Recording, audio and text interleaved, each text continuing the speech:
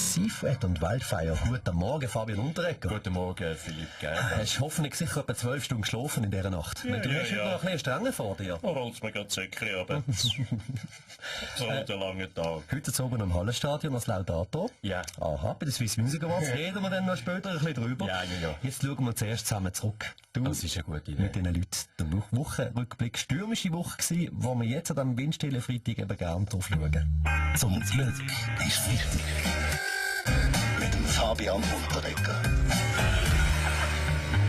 Fangen wir an mit Sport. Stichwort FCZ. Diese Saison der absolute Flop. Man kann es nicht anders sagen. Desaster. Traditionsclub von Zürich hat Schlusslicht. SRF Fußballmoderator Rainer Maria Salzgeber. Was ist los, Zürich? Ja, Fußball unglaublich. Kein wird nicht einsagen, dass das Schlusslicht das Hinterste ist. Und dass es halt nicht vorne ist. Das Schlusslicht passt einfach nicht zum FCZ. Das müssen wir müssen machen, dass die wieder Frontscheinwerfer werden. Oder Taschenlampen oder Laser. Oder von mir ist ein Laserschwert.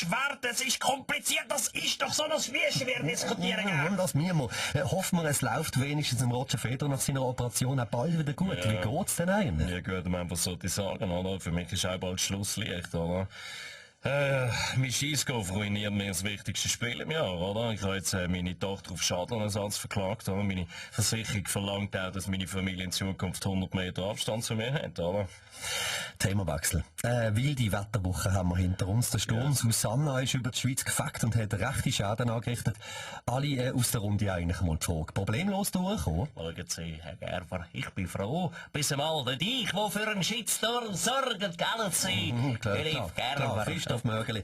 Kann ich verstehen. Und Sie, Stefan Eichler, haben Sie den Sturm miterlebt oder sind Sie gerade irgendwo vielleicht auf Tournee gewesen? Ich bin dabei gewesen, weil wir aus feinstem Walfisch-Penisleder ein paar Fledermausflügel basteln, bei dem Tarzan-Kostüm auf eine Fettwiese gestanden und mit dem Wind davon geschwebt.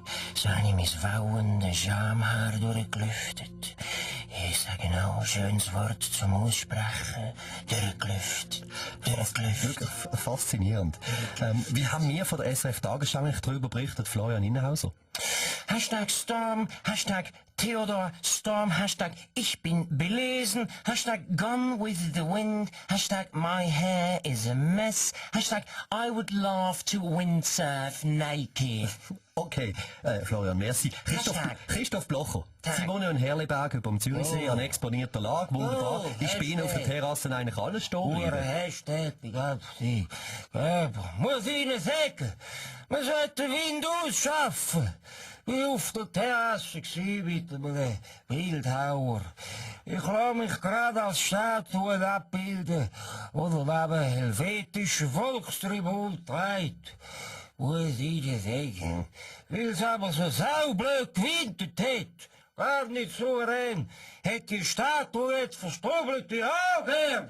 Oh je. Oh, verstrubbelte Augen. Simon Ammann, guten Morgen. Wind beim Skispringen. Nicht gut, oder? Macht das so einen Sturm eigentlich Angst? Ja, vergessen, zur Nacht im Schlafzimmer das Fenster zuzutun.